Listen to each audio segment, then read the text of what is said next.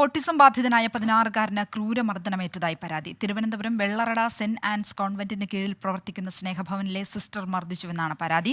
തിരുവല്ല മേപ്രാൽ സ്വദേശിയാണ് പരാതി നൽകിയത്. കുട്ടിയെ തിരുവല്ലയിലെ സാമൂഹികാരോഗ്യ കേന്ദ്രത്തിൽ പ്രവേശിപ്പിച്ചു. ശ്രീജിത്ത് ശ്രീകുമാരൻ പത്തനംതിട്ടയിൽ നിന്ന് വിവരങ്ങൾ നൽകും. ശ്രീജിത്ത്, ശരി, അതിനു മുൻപ് മറ്റൊരു പ്രതികരണം കാണാം.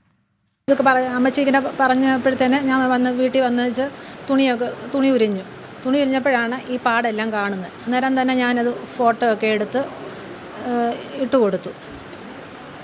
അന്നേരം പിന്നെ ഞങ്ങളെ അവിടെ ആക്കിയ ഒരു സാറുണ്ടായിരുന്നു. അപ്പോൾ ആ സാറിനെ വിളിച്ച് ഞങ്ങൾ ഈ കാര്യം പറഞ്ഞു. അപ്പോൾ സാറ് പിന്നെ സിസ്റ്ററിനെ വിളിച്ചു. അപ്പോൾ സിസ്റ്ററിനെ വിളിച്ചപ്പം ആ സാറ് പറഞ്ഞു, ആ അമ്മച്ചിയുടെ വീട്ടിലൊന്ന് അമ്മച്ചി ഒന്ന് കാണണമെന്ന് പറഞ്ഞു. അപ്പോഴത്തേന് സിസ്റ്റർ കരയാൻ തുടങ്ങി. അതൊന്നുമല്ല, ഞാൻ ആരോണിനെ അടിച്ചതെന്നും പറഞ്ഞുകൊണ്ട്. അപ്പോൾ സിസ്റ്റർ ആരെയോ പ്രൊട്ടക്റ്റ് ചെയ്യാൻ വേണ്ടി സിസ്റ്റർ അല്ല അത് ചെയ്തത്. സിസ്റ്റർ ഞങ്ങളോട് നല്ല സ്നേഹമായിട്ട് ഇടപെടുന്ന ഒരു സിസ്റ്ററായിരുന്നു. സിസ്റ്റർ അങ്ങനെ ചെയ്യുമെന്നും ഞങ്ങൾക്ക് അറിയത്തില്ല, ഞങ്ങൾ വിശ്വസിക്കുന്നില്ല. ശ്രീജിത്ത് ശ്രീകുമാരൻ പത്തനംതിട്ടയിൽ നിന്ന് വിവരങ്ങൾ നൽകും. ശ്രീജിത്ത്, ഈ മർദ്ദനം സംബന്ധിച്ച് ലഭിക്കുന്ന വിവരങ്ങൾ എന്തൊക്കെയാണ്? ഈ കുട്ടിയുടെ ആരോഗ്യസ്ഥിതി എങ്ങനെയുണ്ട്? നമ്മളൊരു പ്രതികരണം നേരത്തെ കണ്ടതിൽ നിന്ന് വ്യക്തമാണ് ഇത് സിസ്റ്റർ അല്ല ഇത് ചെയ്തത്, മറ്റാരോ ഇത് ചെയ്തതിന് ശേഷം സിസ്റ്റർ അത് മറച്ചു പിടിക്കാൻ ശ്രമിക്കുന്നു. അത്തരത്തിലുള്ള ദുരൂഹതകളൊക്കെ തോന്നുന്നുണ്ടോ ഇപ്പോൾ? കുട്ടിയുടെ ആരോഗ്യസ്ഥിതി എങ്ങനെയുണ്ട് ശ്രീജിത്ത്?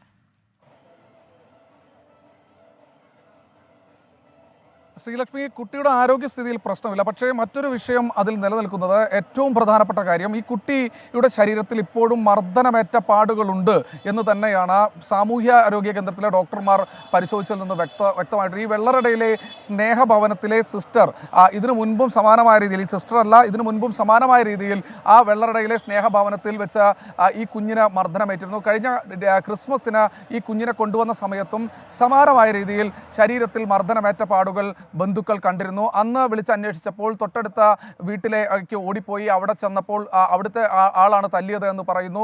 അതിനുശേഷം സമാനമായ രീതിയിൽ വീണ്ടും പാടുകൾ കണ്ടപ്പോഴാണ്, ഈ ഈസ്റ്റർ അവധിക്ക് വന്ന സമയത്ത് വീണ്ടും പാടുകൾ കണ്ടപ്പോഴാണ് കുട്ടിയുടെ വീട്ടുകാർ വീണ്ടും അവരെ ബന്ധപ്പെടുന്നത്. അപ്പോഴാണ് വളരെ വിഷമത്തോടു കൂടി ആ സിസ്റ്റർ പറയുന്നത്, ഞാനാണ് ചെയ്തത്, എനിക്ക് ആ വീട്ടിലേക്കൊന്ന് വരണമെന്ന് പറയുന്നത്. പക്ഷേ ഈ വീട്ടുകാർ കൃത്യമായി തന്നെ പറയുന്നുണ്ട്, ഈ സിസ്റ്റർ അല്ല അത് ചെയ്തിരിക്കുന്നത്, മറ്റാരെയോ സംരക്ഷിക്കാൻ വേണ്ടി ഈ സിസ്റ്റർ അത് മുഴുവൻ ഏറ്റെടുക്കുകയാണെന്നാണ്. എന്തായാലും കുഞ്ഞിന്റെ ആരോഗ്യസ്ഥിതി, കുട്ടിക്ക് രണ്ടാം തവണയാണ് മർദ്ദനമേറ്റത് എന്നാണോ മനസ്സിലാക്കുന്നത്?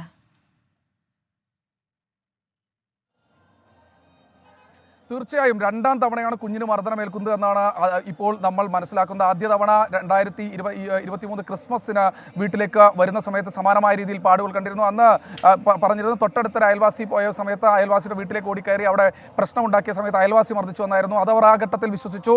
അതിനുശേഷം വീണ്ടും സമാനമായ രീതിയിലുള്ള പാടുകൾ കണ്ടപ്പോഴാണ് വിളിച്ചു ചോദിക്കുന്നതും അവർ ഇത്തരത്തിലുള്ള മറുപടി നൽകുന്നതും. സിസ്റ്റർ സ്വയം ഏറ്റെടുക്കുകയാണ് ഇത് മുഴുവൻ. പക്ഷേ സിസ്റ്റർ അല്ല ഇത് ചെയ്തിരിക്കുന്നത്, മറ്റാരോ ആണ്, അല്ലെങ്കിൽ അവിടുത്തെ ആ സ്നേഹഭവനത്തിലെ മറ്റേതോ ജീവനക്കാരാണ് എന്ന് ഈ കുടുംബം ഉറച്ചു വിശ്വസിക്കുന്നുണ്ട്. എന്തായാലും തിരുവല്ല പോലീസിൽ ഇപ്പോൾ പരാതി എത്തിയിട്ടുണ്ട്. കുഞ്ഞിന്റെ മാതാപിതാക്കളുടെ മൊഴി ഇതിനകം തന്നെ രേഖപ്പെടുത്തിയിട്ടുണ്ട്. കുഞ്ഞിന് മറ്റു കുഴപ്പങ്ങളില്ല, പക്ഷേ ശരീരത്തിൽ മർദ്ദനമേറ്റിട്ടുണ്ട് എന്ന് ഡോക്ടർ തന്നെ സ്ഥിരീകരിക്കുന്ന ഒരു സാഹചര്യമുണ്ട്. എന്തായാലും പോലീസ് ഉടൻ തന്നെ ഈ വിഷയത്തിൽ ഒരു കേസ് രജിസ്റ്റർ ചെയ്യുമെന്നാണ് നമ്മൾ മനസ്സിലാക്കുന്നത്.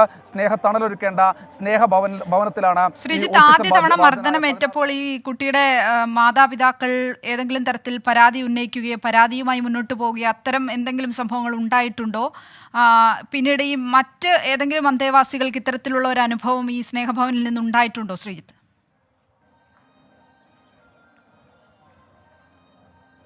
നമ്മൾ ഈ സ്നേഹഭവനത്തിലെ അന്തേവാസികളുമായി നമ്മുടെ പ്രതിനിധികളൊക്കെ സംസാരിക്കാൻ വേണ്ടി ശ്രമിച്ചപ്പോഴും അവരെ ഫോണിൽ ബന്ധപ്പെടാൻ കഴിയുന്നില്ല എന്നാണ് ഏറ്റവും ഒടുവിൽ നമുക്ക് ലഭിക്കുന്ന വിവരം. അതുകൊണ്ട് മറ്റേതെങ്കിലും ആളുകൾക്ക് ഇത്തരത്തിൽ സമാനമായ രീതിയിൽ ആക്രമണം അല്ലെങ്കിൽ മർദ്ദനം നേരിട്ടിട്ടുണ്ടോ എന്ന കാര്യത്തെക്കുറിച്ച് ഒരു വ്യക്തത ഇനിയും വരേണ്ടതുണ്ട്. പക്ഷേ ഇപ്പോൾ നമ്മൾ മനസ്സിലാക്കുന്ന പ്രകാരമാണെങ്കിൽ ഇത് രണ്ടാം തവണ തന്നെയാണ്. ആദ്യഘട്ടത്തിൽ പരാതിയൊന്നുമായി ഈ കുടുംബം മുന്നോട്ട് പോയില്ല, അത് പറഞ്ഞു തീർത്തു. ഈ സിസ്റ്ററും അതുപോലെ തന്നെ ഈ കുടുംബവുമായി നല്ല ബന്ധമാണ്. അതുകൊണ്ട് തന്നെ കുടുംബം പറഞ്ഞു തീർക്കുന്ന ഒരു സാഹചര്യമായിരുന്നു ഉണ്ടായിരുന്നത്. പക്ഷേ രണ്ടാം തവണ വീണ്ടും ഈസ്റ്ററിന്റെ അവധിക്ക് വന്നപ്പോൾ ഈ കുഞ്ഞിന്റെ ശരീരത്തിൽ ഇത്തരത്തിൽ നീലിച്ച പാടുകൾ വീണ്ടും കാണാൻ ഇടയാകുന്നു. സ്വാഭാവികമാണ്, ആ അമ്മ ഒരു വർഷത്തിനു ശേഷമാണ് വീണ്ടും ഈ കുഞ്ഞിനെ കാണുന്നത്. അപ്പോഴുള്ള ആ ഒരു മാനസികമായ വിഷമത്തിന്റെ ഭാഗമായാണ് ഇത്തരത്തിൽ പരാതിയുമായി എത്തിയിരിക്കുന്നത്. എന്തായാലും ശരീരമാസകലം നീലിച്ച പാടുകളുണ്ട്. അതിന്റെ ദൃശ്യങ്ങളടക്കം നമുക്ക് ലഭിച്ചിട്ടുണ്ട്. ഞാൻ നേരത്തെ സൂചിപ്പിച്ചതുപോലെ തന്നെ കൃത്യമായ അന്വേഷണം നടക്കുമെന്ന് തിരുവല്ല പോലീസ് അറിയിച്ചിട്ടുണ്ട്. അവർ കേസ് രജിസ്റ്റർ ചെയ്യുമെന്നാണ് ഇതിനകം തന്നെ അറിയിച്ചിട്ടുള്ളത്. ഈ പറയുന്ന സ്നേഹഭവനിലെ എത്തി ഉദ്യോഗസ്ഥരുടെ മൊഴിയെടുക്കാനാണ് ഇപ്പോൾ ഇപ്പോൾ തിരുവല്ല പോലീസ് തീരുമാനിച്ചിട്ടുള്ളത്. ശരി ശ്രീജിത്ത്, ഓട്ടിസം ബാധിതനായ 16-കാരനാണ് ക്രൂരമർദ്ദനമേറ്റതായി പരാതി ഉന്നയിച്ചിരിക്കുന്നത്.